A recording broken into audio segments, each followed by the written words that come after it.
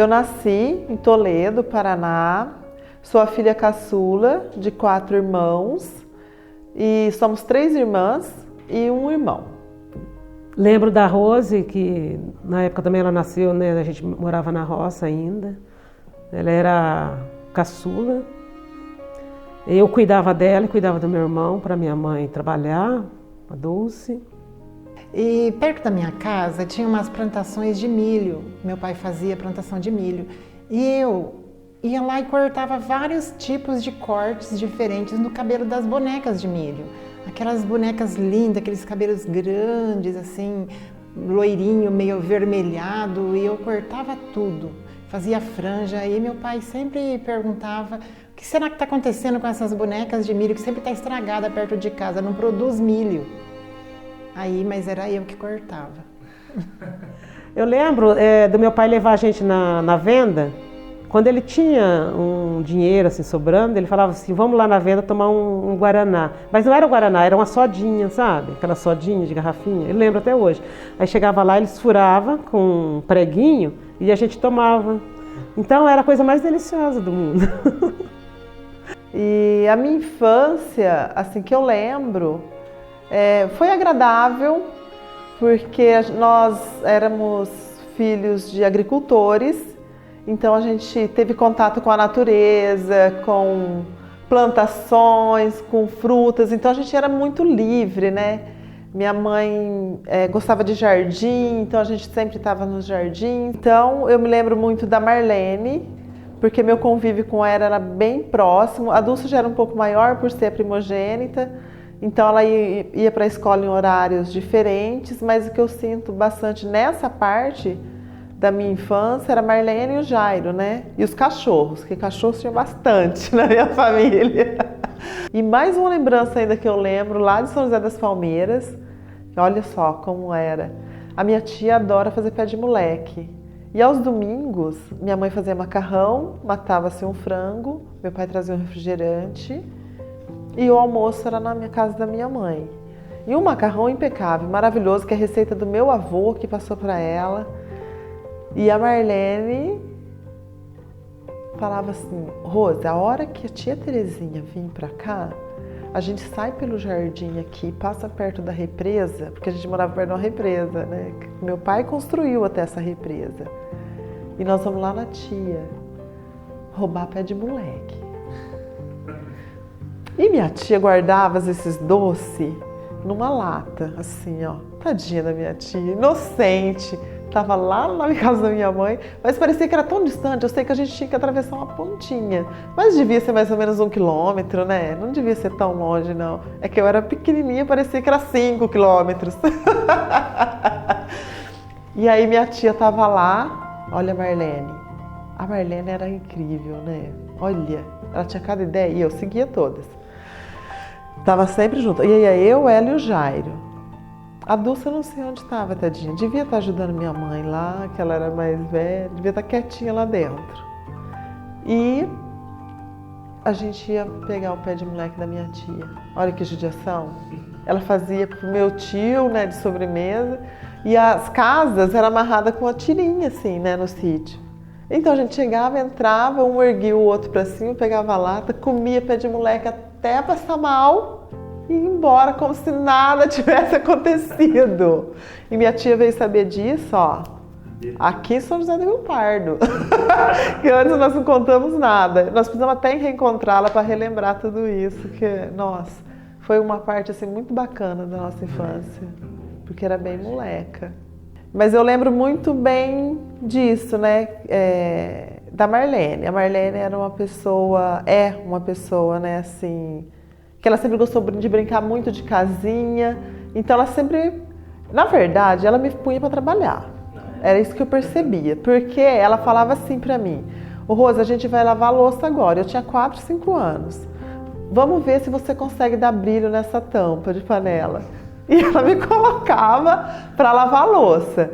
Mas assim, era uma forma de brincadeira. A Marlene tem essa parte, ela consegue trabalhar brincando, desde que ela domine essa parte, porque senão ela é brava. Acredito assim que eu fui a base de tudo na vida deles.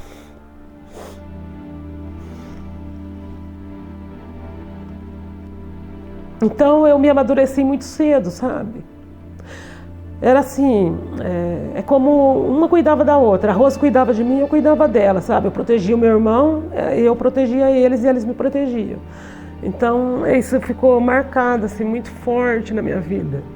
Aí teve uma fase, quando eu tinha 6 anos, nós tivemos que mudar para Toledo, uma cidade próxima do município de São José das Palmeiras, né? Porque meu pai perdeu praticamente tudo. Uma época que ele estava melhor de situação, as pessoas, sempre existem as pessoas aproveitadoras, que diz ser teu amigo, bate nas tuas costas e fala, eu sou teu amigo. E meu pai, nessa parte, ele era um pouco simples, ele era muito bom, confiava nas pessoas. E foi aonde a gente passou por uma crise na roça, que ele perdeu a lavoura dele por 3 anos. Não estava dando assim muito certo. E foi aonde que daí ele não conseguiu pagar a dívida em dia. E foi uma dificuldade muito grande que a gente passou. E foi aonde que ele entrou em desespero e ele acabou vendendo a chácara um pouco mais barato para ele não perder tudo. E aí eles foram começar uma nova vida em Toledo. Lá a Dulce já arrumou um outro emprego. Eu acho que, se eu não me engano, ela tinha 12 ou 13 anos, eu não consigo me lembrar muito bem. E foi trabalhar de faxineira também para ajudar no sustento da família, né? A Marlene também. Aí já perdeu aquela parte criança, que já foi ficando lá no sítio, já foi vindo as responsabilidades. Eu já aproveitei ainda um pouco mais. A Dulce saía para trabalhar, a minha mãe também. E a Marlene ficava em casa, porque nós éramos menores. Ela filha do meio, então obviamente ela que ficaria para cuidar de nós. Mas era uma criançona também, né? Mas sim, foi uma ótima companhia, porque ela fazia a gente trabalhar, limpar, fazer tudo, mas ela também brincava, pulava elástico, a gente estourava pipoca, brincava com os cachorros. Ainda participei de uma parte assim bem bacana em Toledo. Eu sentia as dificuldades financeiras. A gente não tinha roupa para ir para a escola, né? Era assim, bem difícil, porque aí tinha aluguel para pagar, já não tinha mais as plantações, né, que a gente tinha, porque a gente tinha no pé, falou assim, quero comer um pêssego. Na outra fase, a gente ia lá, subia no pé de pêssego e comia. E já na cidade já era um pouco mais diferente a nossa realidade, né? Bom, enfim... Mas eu não tinha essa percepção tão árdua. Hoje, olhando para trás, eu consigo perceber. Mas, assim, eu não tinha muito essa percepção na época. Porque eu sempre via meus pais orando muito, sempre agradecendo na hora do alimento. É uma coisa que me marca muito, sabe? A gratidão. E é uma coisa que eu carrego bastante comigo. Porque eu me lembro, muitas vezes, minha mãe ia lá, levantava, ou a Dulce sempre foi muito participativa, ela sempre teve um olhar, assim, para ajudar, né? A Marlene também. Então, elas que arrumavam o almoço dele. Então, elas meio que se revezavam, né, para arrumar essa comida. E muitas vezes era polenta frita, era só a polenta frita, que meu pai colocava na marmita dele e ia. Só que eu não via nem ninguém reclamar. Nem meu pai, nem a Dulce, nem a Marlene, nem o Jairo. O Jairo era mais molecão, né, e tudo mais. Ninguém reclamava, então meio que a gente se acostumou. Mas não é que se acostumou na parte de se conformar, né? Tipo, não vou fazer nada mais para melhorar. No sentido de, é isso que eu tenho hoje, Deus preparou isso para nós, então vamos viver o hoje, para buscar o melhor amanhã. Eu sentia isso, sabe? Então muitas vezes era polenta frita que meu pai tinha para levar, para comer, para fazer um serviço pesado, porque ele trabalhava na Colpagro, lá em Toledo, e era um serviço bem pesado, que era um serviço braçal, que pegava sacos de café de 60 quilos. E minha mãe também, uma mulher assim que saiu para fazer faxina, eram serviços pesados também, né? E trabalhava na roça, tudo para ajudar no sustento da família ali, né? E eu, nessa época, deixei um pouco a minha infância de lado. Porque aí foi a parte onde eu precisei amadurecer mais rápido. Mas eu ainda brincava, tá? Eu gostava de brincar de bolinha de gude na rua, sabe? Brincava eu compartilhava essa fase da minha vida, porque eu sempre gostei muito. Gostava de esporte, gostava de jogar vôlei. Aí a minha mãe saía para trabalhar cedo e eu ficava cuidando dos meus irmãos mais jovens, que era a Rose e o Jairo. Levava eles para a escola, ia para a escola, cuidava da casa para minha mãe, fazia almoço para eles, eu que fazia. Passava roupa, tudo. Tudo que numa casa eu fazia tudo. Então eu aprendi essa responsabilidade bem cedo mesmo. E portanto, eu acho que eu herdei da minha mãe essa parte da cozinha, da limpeza, sabe? Ela é uma pessoa sempre muito ansiosa. E eu desenvolvi esse talento da culinária. Aos 14 anos já eu estudava e trabalhava já com salário de uma pessoa adulta. Já tinha um salário de uma pessoa adulta.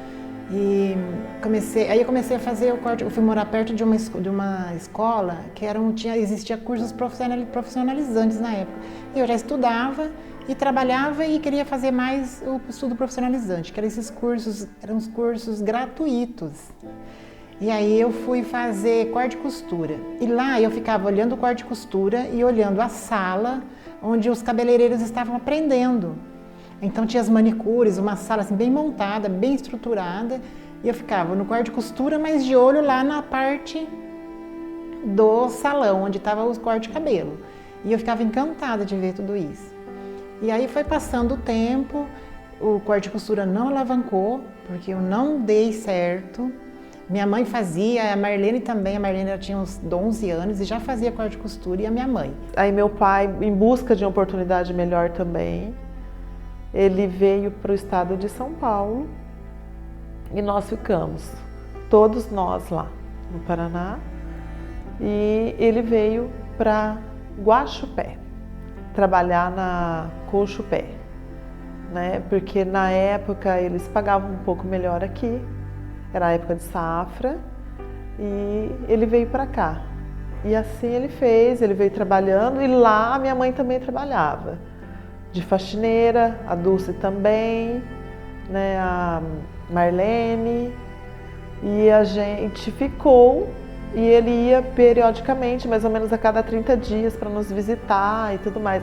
Então, assim, dos 7 anos por aí, 6, 7, os 7 anos, eu já não tive muito convívio com o meu pai, porque ele já veio para o estado de São Paulo e nós ficamos lá, né? E eu me lembro da minha mãe saindo às 4 da manhã, pegando caminhão de boia fria, para trabalhar, né, para ajudar. E ficávamos nós 3 em casa, ia para a escola, eu nem sabia ver a hora direito. E eu ficava esperando para ver, muitas vezes eu ia muito cedo para a escola porque eu não sabia ver a hora. É uma coisa que me marcou muito também.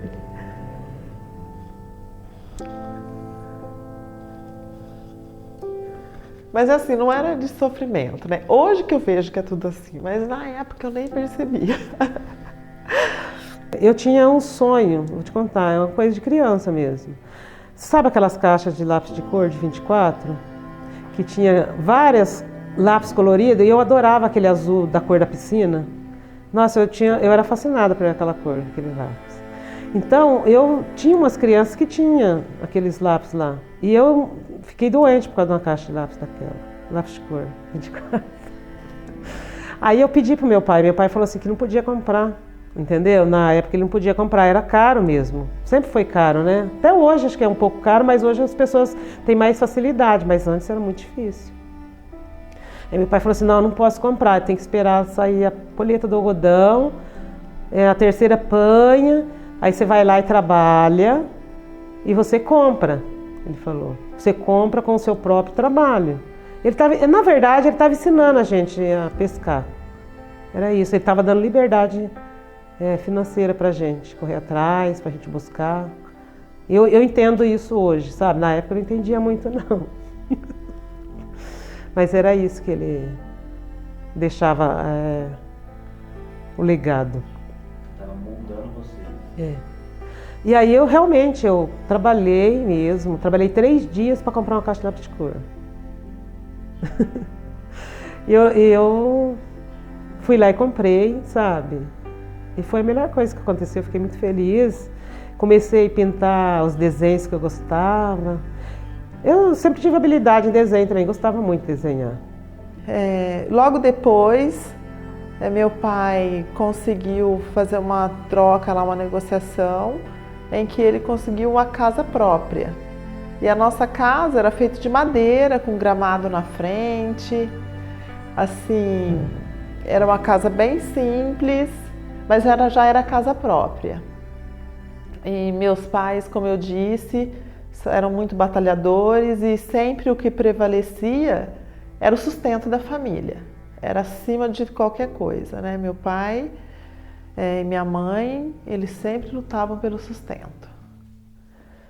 Bom, e aí, enfim, a gente morava nessa casa, né, que meu pai comprou e a gente foi construindo aos poucos, melhorando ela aos poucos, depois que ele veio para cá. Só que a cada 30 dias ele estava lá nos vendo. 30, no máximo 40 dias, ele ia nos visitar.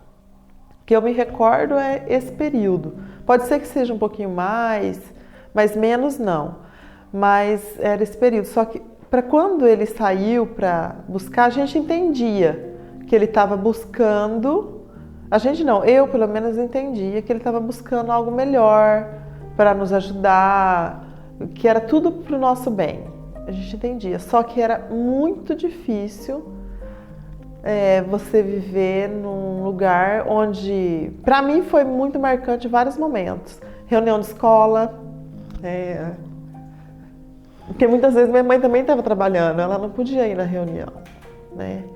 Reunião de escola para mim foi muito marcante, essa ausência, festinha de escola, né? Essas coisas foram muito, assim, eu senti muita falta dele. A minha mãe sempre ensinou a gente a contar tudo para ela, como eu disse. E lá era um bairro novo e acabava muita água, muito mesmo. E como eu disse para vocês, eu não sabia muito ver a hora para ir para a escola. E tinha, você não perguntou, mas eu vou falar. E tinha um senhor lá que ele era guarda da escola. E eu sempre fui muito assim, fácil comunicação. Não é muito difícil se comunicar comigo, não. Eu mesmo me comunico com as pessoas. E isso é desde a infância, sempre foi assim. Acho que porque eu sou a caçula, então eu me manifestava mais porque eu tinha meus outros irmãos, né? Então já nasci no meio do converseiro ali. E esse moço sabia tudo da nossa vida. Até mesmo porque eu morava daqui ali no Solar.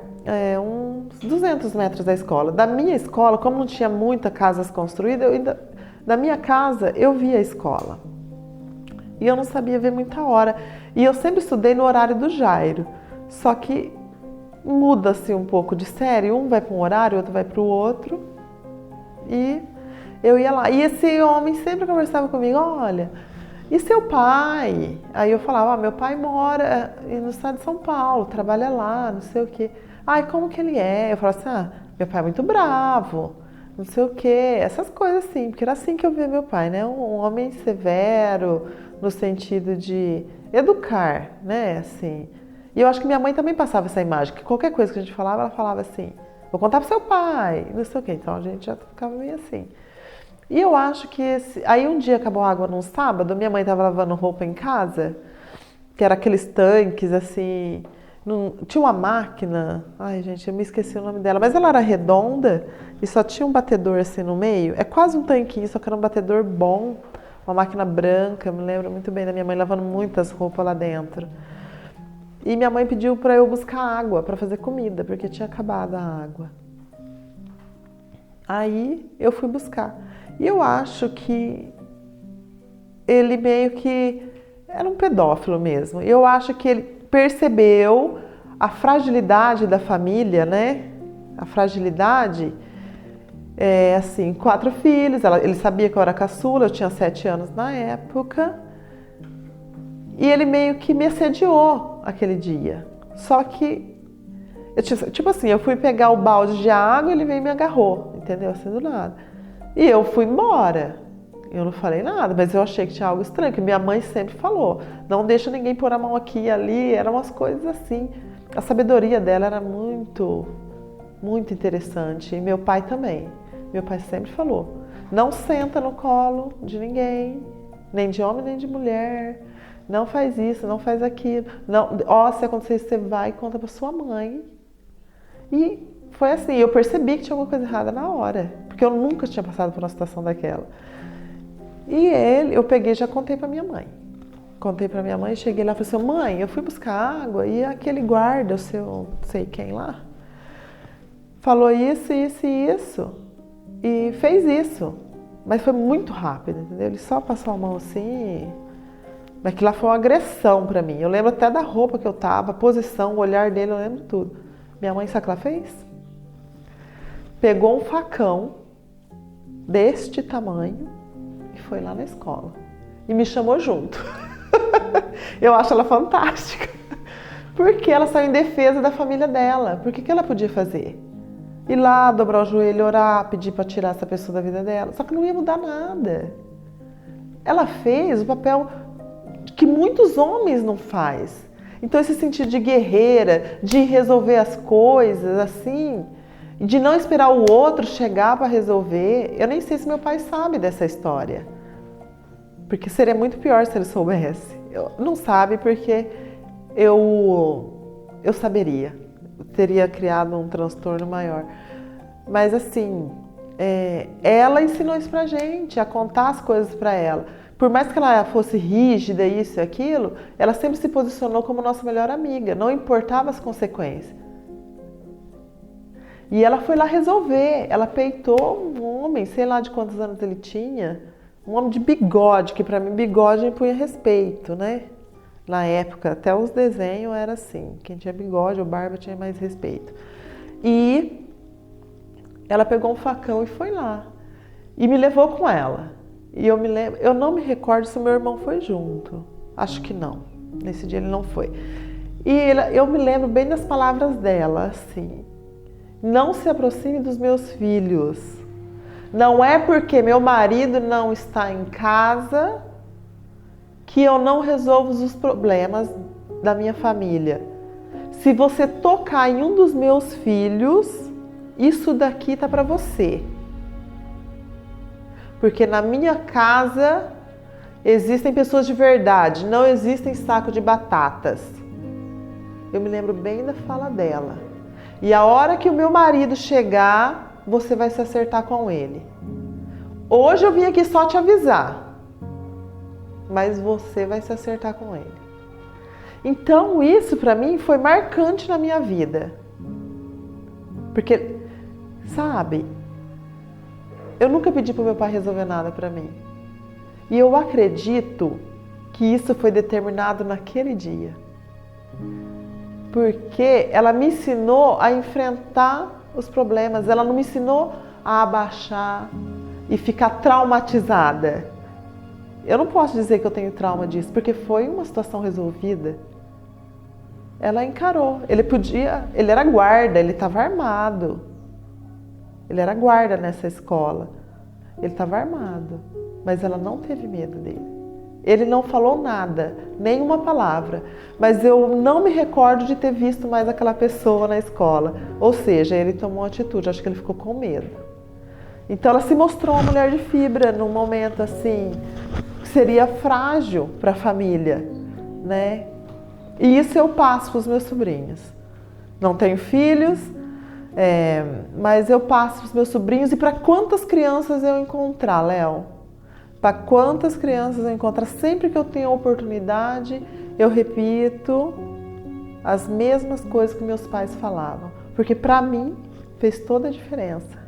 Foi muito importante nessa questão de eu saber me defender, me posicionar, sabe? Porque eu vejo que muitas pessoas não têm esse posicionamento. Mas se não fosse minha mãe, meu pai, nessa situação, talvez teria acontecido muitas outras coisas. Porque a gente muda geração contando uma história, né? A gente tem essa mudança, a gente transforma. Essa é uma parte assim que eu vejo que é de bastante fibra. com relação ao que você falou, o que é uma mulher com 4 filhos naquela época, sem a presença masculina, com 3 filhas mulheres e um menino, porque o Jairo tinha o quê? 10 anos. Era uma criança também. E ele sempre teve um instinto de defesa também. Eu lembro, na escola, o Jairo foi muito marcante na minha vida também, porque ele sempre teve um instinto de defesa. A gente meio que se protegia mesmo, sabe? E que se protege até hoje. Nesse período, eu continuei trabalhando de faxineira e comecei muito precoce ainda a namorar já com 16 anos. Com 16 anos eu me casei e com 18 anos eu tive meu filho, o Adriano. Nesta época eu me casei e continuei lá. E eles vieram embora para o estado de São Paulo, com todos os meus irmãos ainda de menor. E eu continuei lá, porque eu já tinha me casado e continuei lá, muito precoce, com 16 anos. E aí, o que levou vocês a vir para São José do Rio Pardo?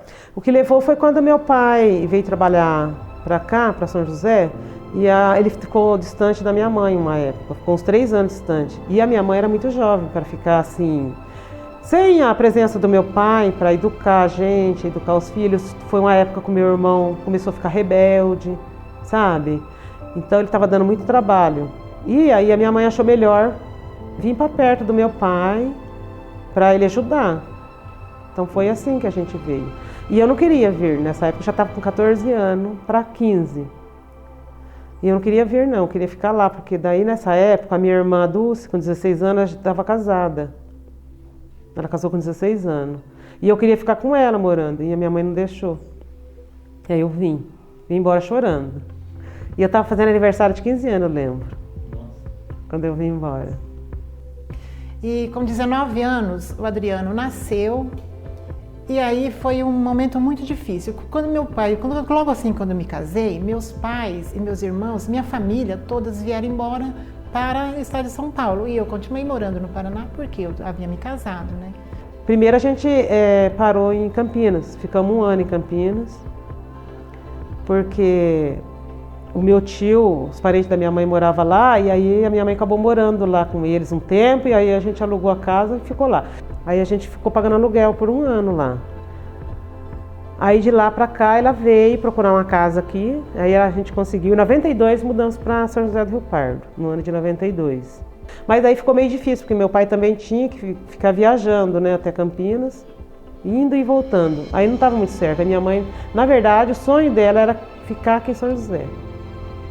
Foi a revelação que Deus revelou para ela na época, que ela ia morar em São José do Rio Pardo. Então, quando nós morávamos ainda lá no Paraná, nessa casa que meu pai construiu e tudo mais, a Dulce começou a namorar. E ela era muito jovem. Acredito que ela começou com 16 anos, que é o pai do Adriano. E, assim, na minha percepção, ela era muito nova. Era muito nova para casar. E eu não sei nem se ela queria casar, ou se eles, não vou falar ela nem ele, mas não sei se eles estavam preparados. Não estavam porque se separaram, não estavam preparados para o casamento. E como eu sou a caçula de todas, então todos os processos que elas passaram, alguns eu meio que consegui evitar, porque eu observava que elas não estavam bem, foi por um caminho que não foi tão legal, e elas sempre me aconselharam também. E depois meio que inverti o negócio, porque nessa observação de tudo, eu amadureci muito cedo também, né? Observando, por exemplo, a questão da minha mãe ter que ser bem mais madura, porque ela era jovem, ela teve o 4º filho com 25 anos, ou seja, quando ela tinha 25 anos, ela já tinha os 4 filhos. Quando ela tinha 36, ela foi avó, bem jovem, né? Bom, enfim. E a Dulce, ela começou a namorar jovem, era um desafio para ela, e ela gostava de estar com a família dela, só que a minha mãe da congregação, meu pai também já foi da congregação, era uma família meio que exigente. Então, no sentido assim, começou a namorar, preparar para casar, umas coisas assim, né? E eu me lembro assim que a Dulce trabalhava, era uma pessoa super dinâmica, de cuidar da família, de sempre pensar no próximo e tudo mais. Ela sempre foi serena, quieta, mas ela sempre estava fazendo alguma coisa, ela sempre aparecia com alguma coisa. Para mim, ela me ensinava tudo, ela me ensinava como fazer bolachinha, a como pintar as unhas, e ela sempre era muito vaidosa, né? E essas coisas assim, então ela foi bem presente na minha vida nesse sentido. Por exemplo, ela estava fazendo um doce, ela me chamava para perto para que eu pudesse aprender, então ela sempre estava ensinando alguma coisa, sempre foi assim. E quando ela começou a namorar, eu percebi, teve o casamento dela, mas eu não sentia assim essa felicidade, uma segurança nela, porque eu imagino que para ela com 16 anos, ela deveria estar aflita, porque ela era uma criança também, era tudo muito novo para ela, né? Então ela tinha que sair da casa dos meus pais e ir morar com a sogra, numa nova vida. E eu sempre fui muito perto da Dulce, sempre fui muito próxima, primeiro pela admiração, segundo pelo acolhimento, tanto dela quanto da Marlene, mas nesse sentido eu acho que ela se abria mais para mim, mesmo eu sendo mais nova. Ou ela se abria ou eu tinha uma percepção, eu não sei qual a ordem, como que isso acontecia, mas meio que a gente se mostrava. E eu percebia as podas, eu percebia as adversidades, os conflitos entre os dois, ela sempre muito respeitosa, ela meio que não demonstrava, mas eu percebia a tristeza no olhar, às vezes eu via ela chorando, e aí eu via que ela falava assim, o amorzinho não quer que eu trabalhe mais, e não sei o quê. E eu ficava só olhando assim para ela, sabe? Falava assim alguma coisa, não me lembro bem o que eu falava, mas eu sempre falava alguma coisa. E ela sempre triste. Então, a partir do momento que ela casou, ele começou meio que podar ela, né? Em tudo. Ela era muito bonita, claro que se notava o brilho, se notava a luz, mas às vezes a luz ofusca algumas pessoas. E penso eu que ele talvez se sentiu ofuscado por essa mulher generosa, que já se mostrava uma mulher guerreira, que já se mostrava uma mulher capaz de ser independente. Infelizmente, o machismo atrapalhou muitas mulheres. Acredito que esse seria um caso se ela não tivesse se separado dele. Porque ele foi podando aos poucos, ele era uma pessoa mansa, que ia podando aos poucos. E era assim, você vai sair do seu emprego. Se ela não saísse, ele ligava lá no emprego e pedia a conta para ela, avisava a patroa que ela não ia trabalhar mais. Então ela ficava envergonhada, ela não conseguia se refazer no sentido, olha, eu vou vir aqui trabalhar. Porque a partir do momento que um marido liga para uma patroa e fala, minha esposa não irá mais trabalhar aqui, você não é mais bem-vinda naquele lugar. Porque a pessoa fica com medo de colocar em risco a família dela, não é? Então eu sentia tudo isso. E ele foi bloqueando a Dulce, e eu era muito conectada, então eu sentia bem essas tristezas dela. Meu pai trabalhava fora, né? E eu me recordo que ele se aproveitava um pouco disso. E minha mãe, por outro lado, nesse sentido, por mais que ela fosse uma mulher de fibra e tudo mais, ela não interferia por conta de ser um casal, já ser um casal. Então acho que ela entendia, na minha percepção, penso que ela achava assim, não posso interferir porque pode dar uma separação e eu ser a causadora disso. Então meio que essa proteção ficou meio que solta. Eu penso que a Dulce até se sentiu desamparada nesse tempo. Porque porque eu era muito apegada a ela e eu sentia isso nela, e quanto mais eu sentia, mais perto eu queria ficar dela. Meio que num sentido de proteção mesmo, eu queria proteger ela, porque eu sabia que se eu estivesse perto, ele não ia falar algumas coisas, ou ele não ia brigar com ela. Então eu era um grude nela. A partir do momento que ela casou, que eu sentia a falta dela dentro da minha casa, eu era um grude. Então, final de semana eu corria para casa dela.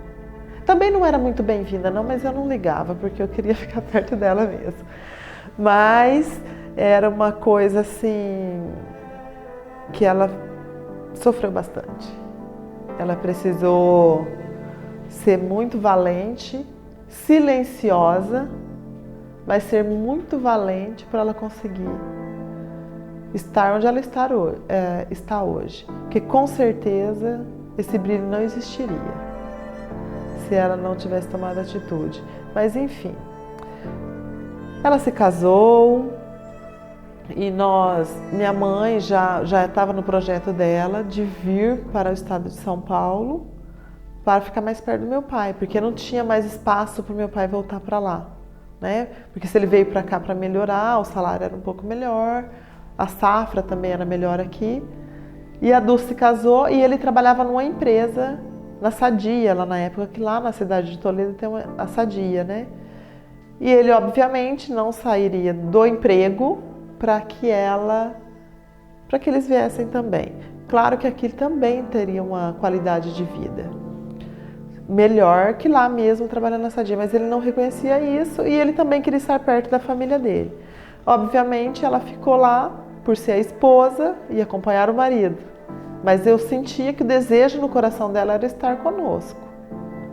E ela se sentiu muito desamparada quando a gente saiu de lá. Eu senti isso a todo instante.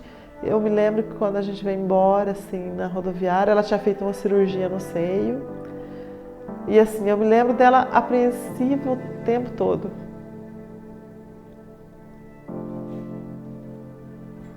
E não era assim, saudade. Eu sabia que era porque ela ia ficar desamparada.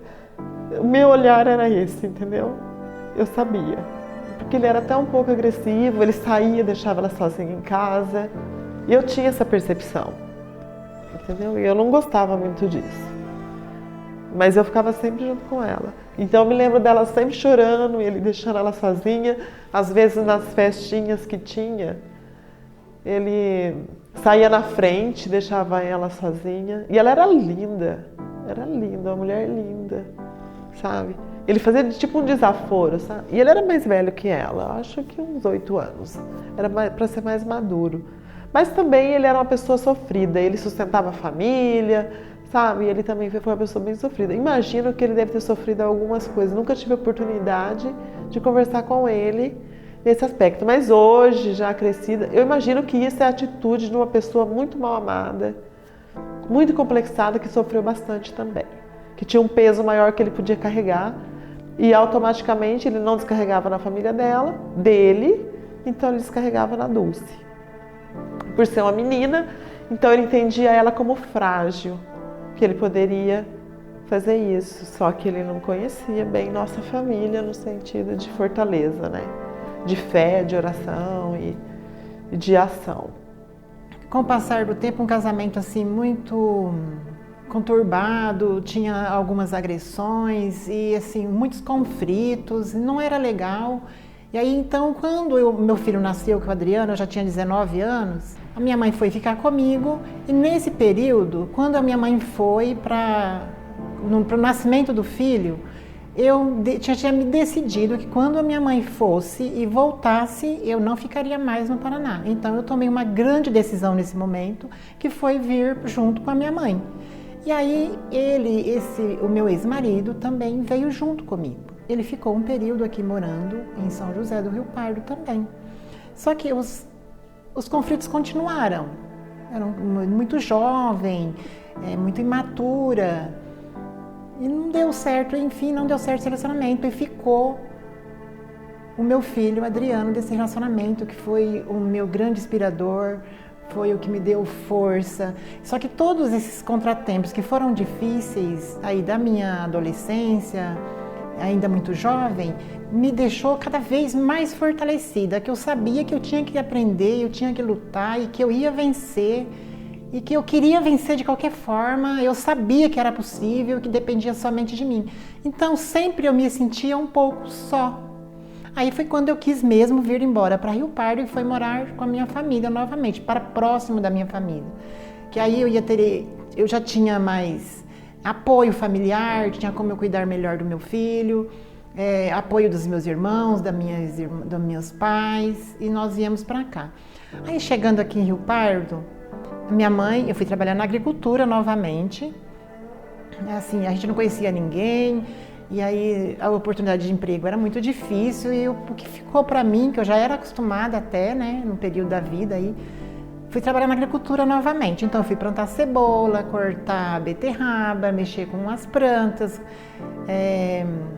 trabalhar no barracão de verduras, e assim foi um processo, mais ou menos um ano. E aí minha mãe arrumou emprego para mim numa fábrica de refrigerante. E aí nós fomos trabalhar na fábrica de refrigerante.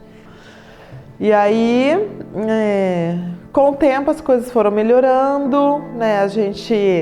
Um trabalhava aqui, outro trabalhava ali, mesmo que na roça ou de faxina, não importa. E aí a gente arrumou um serviço, minha mãe, né, que conseguiu esse trabalho, ela foi num dia lá e falou que tinha os filhos que tinham vindo do Paraná e que era para Dona Tânia, falou com a Dona Tânia se elas dariam uma oportunidade para eles, né, para nós. E naquela época podia-se trabalhar com 12 anos, podia trabalhar de menor, sem a carteira, naquela época podia. E foi dada essa oportunidade. Aí nossa vida já começou a melhorar. A gente já começou a tirar as roupas de dentro das caixas de papelões, porque nós não tínhamos guarda-roupa nessa época. A gente guardava a roupa dentro de caixa de fogão, de geladeira, era tudo em caixa de papelão que a gente guardava. Era meio que organizado, mas a gente guardava ali. Então era tudo muito simples, o lençol rasgava, minha mãe costurava, a roupa rasgava, costurava, eu ia para a escola, a sapatilha rasgava, ela costurava, era assim. Mas depois desse período que a gente entrou nessa empresa, primeiro entrou a Dulce, depois entrou a Marlene, e aos finais de semana meu pai aí nós já não fazíamos mais bico na roça, e sim nessa empresa, que era uma fábrica de refrigerante, Picolino. Na época era produção de garrafas ainda, eles produziam as garrafas, um pouquinho antes da garrafa PET entrar. E aí já foi melhorando, porque lá era uma empresa que trabalhava 24 horas, de domingo a domingo. Então tinha 2 turnos, tinha turnos de 12 horas. E muitas vezes girava-se os turnos, era 24 horas trabalhando. A gente trabalhava 24 horas e trabalhava feliz da vida. Eu, com 12 anos, trabalhava lá, girava o turno, porque eu sabia que eu ia ter um salário melhor, né, de final de semana.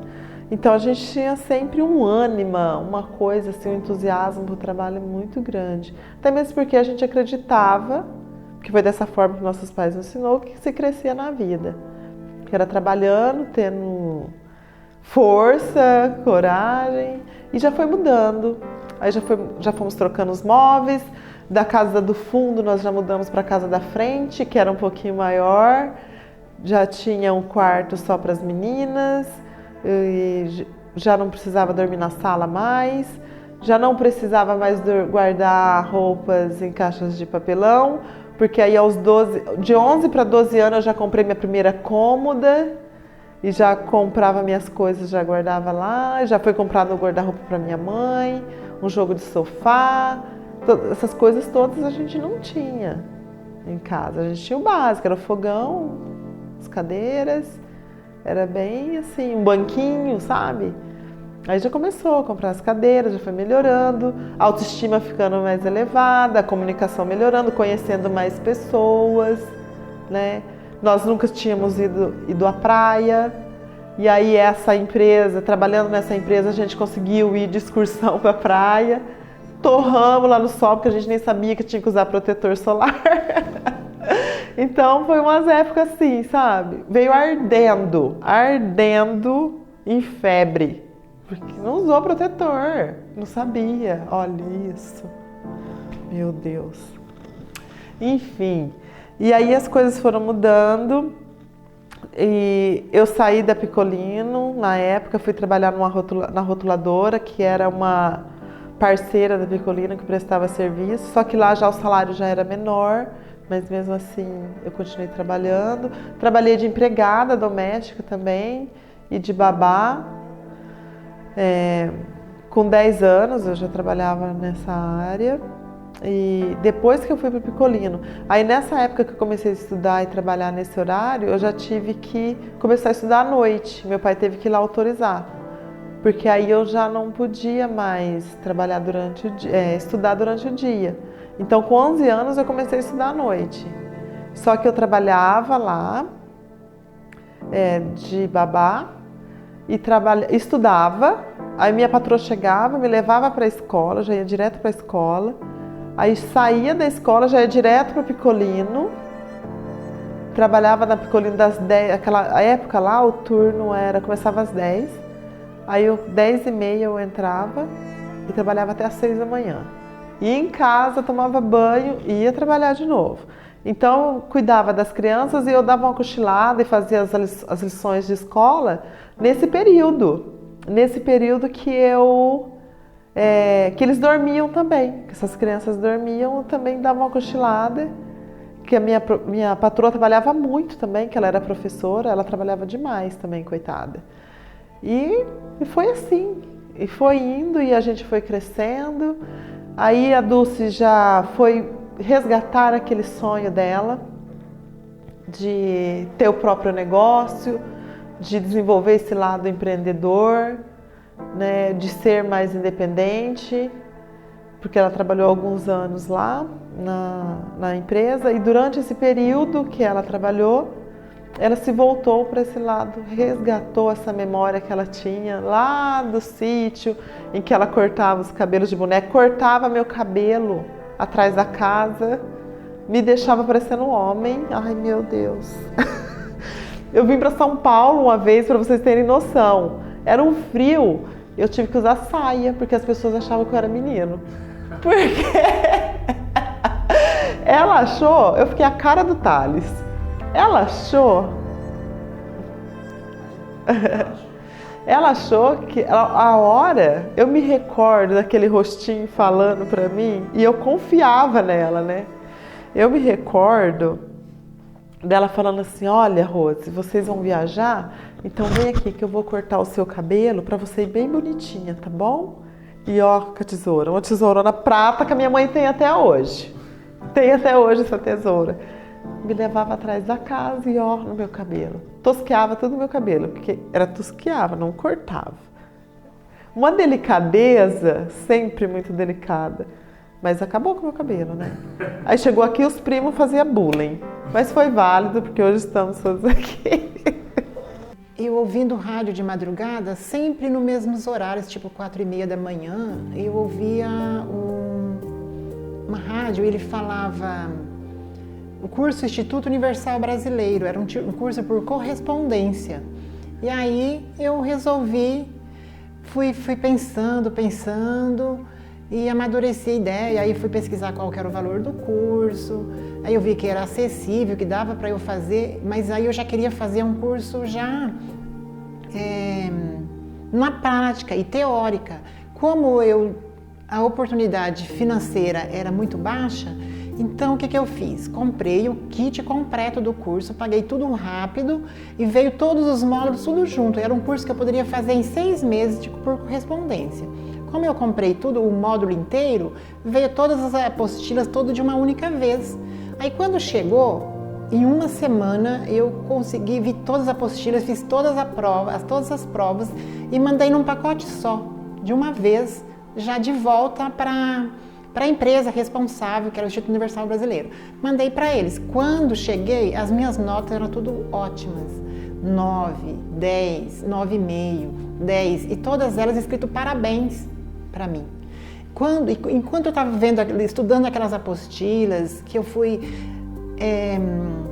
dissolvendo aquilo, eu fui resgatando aquele salão lindo que eu via as pessoas, aquelas mulheres, aquelas pessoas bonitas, aqueles cabelos bonitos, e a menina da boneca de milho que cortava os cabelinhos.